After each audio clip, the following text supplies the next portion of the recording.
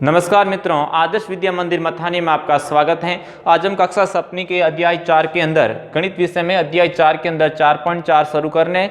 इसका पहला प्रश्न है कि निम्नलिखित स्थितियों के लिए समीकरण बनाइए और इन्हें हल करके अज्ञात संख्या ज्ञात कीजिए। आपको क्या इसके अंदर कथन दे रखा है और उससे समीकरण बनानी है, उसको हल करना है, अज्ञात संख्या ज्ञात करनी है।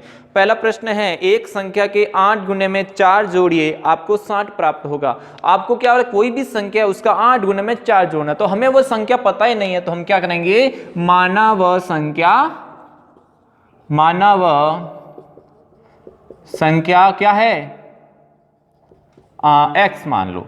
अब प्रश्न क्या कह रहा है, प्रश्नानुसार प्रश्न कह रहा है संख्या के 8 गुणे में 4 जोड़ने पर 60 प्राप्त होता है। तो ये रही संख्या, इसका कर दिया 8 गुना, इसके अंदर जोड़ दिया 4, आपको 60 प्राप्त होगा। तो इस 4 को उधर भेजेंगे तो क्या हुआ, 8x बराबर 60 माइनस 4, तो 8x बराबर 56, तो x बराबर 56/8। क्या किया देख लो, इधर प्लस में था उधर गया माइनस में हो गया, ये 8 गुना में उधर गए भाग में हो गए, तो क्या हो गया, 8 का भाग इसमें 7 बार गया, यही आपका x का मान होगा। तो अब देखते हैं हम दूसरा प्रश्न है, यदि एक संख्या का 1/5 घटा 4 संख्या 3 देता है, तो इसके अंदर क्या है, अपन को संख्या पता नहीं, उस संख्या का 1/5 घटा का मतलब होता है -4, आपको 3 देता है। तो हम क्या करेंगे, इसके अंदर भी माना संख्या x। अब प्रश्न क्या कह रहा है, प्रश्नानुसार संख्या का 1/5, तो संख्या मानी x, इसका 1/5 ये हो गया, घटा 5, इसका मतलब इसमें से 4 घटाने, आपको 3 प्राप्त होता है। तो यहाँ पर क्या हुआ, देखो x को 1 से गुणा किया, x/5 माइनस की 4 बराबर 3। अब इस 4 को उधर भेजेंगे तो किस में हो जाएगा, प्लस में हो जाएगा, तो x/5 बराबर 3 + 4। तो यहाँ से दोनों को जोड़ेंगे तो x/5 बराबर 7 हो गया, ये 5 भाग में उधर जाएंगे, किस में हो जाएंगे, गुणे में हो जाएंगे, तो x/5, 5 यहाँ से हट गए तो उधर जाके किस में हो गए, 7 × 5 हो गया, तो x बराबर 35 आपका क्या हो जाएगा, इसका संख्या आ जाएगी, वो थी। अब देखो अगला प्रश्न है हमारा तीसरा, यदि मैं किसी संख्या का 3/4 लेकर उसमें 3 जोड़ दूं तो मुझे 21 प्राप्त होते हैं। तो देखो C कह रहा है कोई भी एक संख्या है, उस संख्या का 3/4 लेना, तो माना वह संख्या x। अब प्रश्न क्या कह रहा है, प्रश्नानुसार उस संख्या का 3/4, तो 3/4 से गुणा कर लिया, तो 3/4 लेकर उसमें 3 जोड़ना, उसमें क्या करना, 3 जोड़ना, तो हमें क्या प्राप्त होता है, 21 प्राप्त होता है। तो इस प्रकार देख लो, 3 को x से गुणा, 3x प्लस का 3 बराबर 21 आ गया। इससे 3 को उधर भेजेंगे तो क्या हो गया, 3x/4 बराबर 21 माइनस 3, तो क्या हो जाएगा, 3x/4, 21 में से 3 गए तो 18 बच गए। अब देखो ये 4 भाग में उधर गए, किस में हो गए, गुणा में हो गए, तो 3x बराबर ये 4 नीचे से हटा तो 18 × क्या हो गया, 4 हो गया। अब ये 3 गुणा में उधर जाएंगे तो भाग में चला जाएंगे, 18 × 4/3। अब 3 का भाग 18 में 6 बार गया, तो 6 × 4 बराबर कितने हो गए, 24। तो x का मान आपका कितना आ गया, 24 आ गया। इस प्रकार अगला D है, जब मैंने किसी संख्या के दुगुना में से 11 को घटाया तो परिणाम 15 प्राप्त हुआ। तो देखते हैं, इसको करते हैं, ये आप नोटबुक में उतार लेना। तो देखते हैं प्रश्न संख्या अगला है D,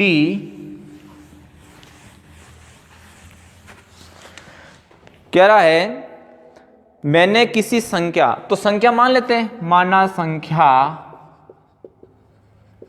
x। अब संख्या का दुगुने में से, अब प्रश्न कह रहा है संख्या का दुगुना करो, प्रश्नानुसार संख्या का दुगुना, तो संख्या के दुगुने में से 11 घटाया, तो इसमें से क्या करेंगे, 11 घटाएंगे तो हमको कितना प्राप्त होगा, 15 प्राप्त हुआ। तो हम क्या करेंगे, इसको हल कर देंगे, ये समीकरण बन गई।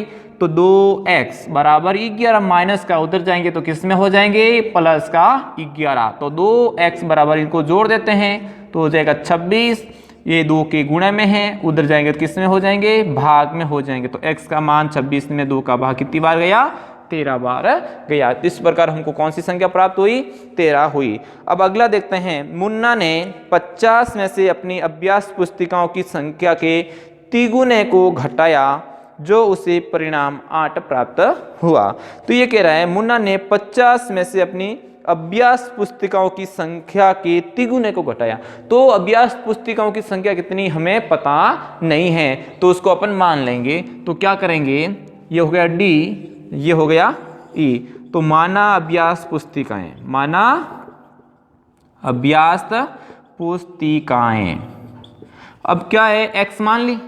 अब कह रहा है 50 में से अपनी अभ्यास पुस्तिकाओं की संख्या के तिगुने को घटाया। तो अभ्यास पुस्तिकाओं की संख्या कितनी है, 3, x मान ली, 50 में से घटाया। तो प्रश्नानुसार क्या बन गया,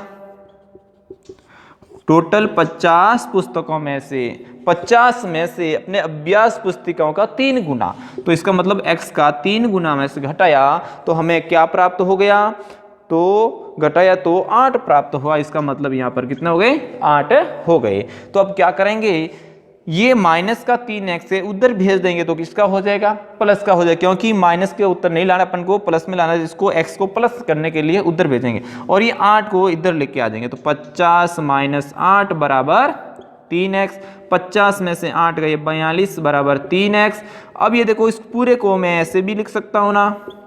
अब x और 3 के बीच में गुणे का चिन्ह है, 3 उधर जाएगा तो क्या हो जाएगा, 42/3 तो बराबर 14। तो x का मान कितना हो जाएगा, 14 हो जाएगा। इसका मतलब है 14 का 3 गुना करो और उसको 50 में से घटाओ तो पीछे कितने बचेंगे, 8 बचेंगे। अगला प्रश्न है एफ है, इवन एक संख्या सोचती है, वह उसमें 19 जोड़कर योग को 5 से भाग देती है, उसे 8 प्राप्त होता है। अब इवेन कितनी संख्या सोचती है हमें पता नहीं, तो लिखेंगे इवेन संख्या सोचती हैं, इवेन संख्या सोचती हैं। कितनी सोचती है, x। अब वो जितनी संख्या सोचती हैं उसमें 19 जोड़ना, मतलब प्रश्न अनुसार अपन को क्या करना है, जितनी संख्या सोचती है उसमें 19 जोड़ना है और 19 जोड़कर योग को, मतलब ये पूरा जिसको योग आएगा उस पूरे के अंदर आपको 5 का भाग देना है। 5 से भाग देती है तो उसे क्या प्राप्त होता है, 8 प्राप्त होता है। अब देखो, इस 5 को उधर ले जा सकता है क्योंकि पूरे के नीचे होना चाहिए। तो देखो क्या हो जाएगा, x + 19, ये 5 भाग में उधर जाएंगे तो किस में हो जाएंगे, गुणे में। तो x + 19, 8 × 5 = 40। अब क्या हो जाएगा, 40, ये प्लस में उधर जाएंगे किस में हो जाएंगे, माइनस में। 40 देखो, ये 40 में से 10 में से 9 गया 1, 3 में से 1 गया 2, तो x का मान कितना आ गया, 21 आ गया। इस प्रकार अब हम अंतिम प्रश्न देखते हैं, प्रश्न संख्या जी। ये कह रहा है, अनवर एक संख्या सोचता है, यदि वह संख्या के 1/5 में से 7 निकाल दें तो परिणाम आपको 11/2 प्राप्त होगा। तो वह संख्या मान लो क्या सोचता है, माना वह संख्या सोचता है, क्या सोचता है, x। अब प्रश्न क्या कह रहा है, प्रश्न अनुसार कि संख्या के 1/5 में से 7 निकाल दें तो 11/2 प्राप्त होता है। तो हम क्या करेंगे, इसको हल कर लेंगे। x को 1 से गुणा किया तो x/5 बराबर 11/2 और प्लस के क्या हो जाएंगे, 7 हो जाएंगे। अब देखो, इसके अंदर अपन क्या करेंगे, एलसीएम लेके हल कर देंगे। तो जैसे ही एलसीएम लेके हल करेंगे तो x/5 बराबर, इसका एलसीएम लिया क्या आएगा, 2। 2 का भाग 2 में 1 बार गया, 1 को 11 से गुणा किया तो 11, प्लस 1 का भाग 2 में 2 को इससे गुणा किया, कितना आ जाएगा, 7, 14 आ जाएगा। तो यहाँ पर क्या हो जाएगा, x/5 बराबर 25/2, ये हो जाएगा। तो इस प्रकार इसको हल करेंगे तो क्या मिल जाएगा अपन को, 25 × 5/2।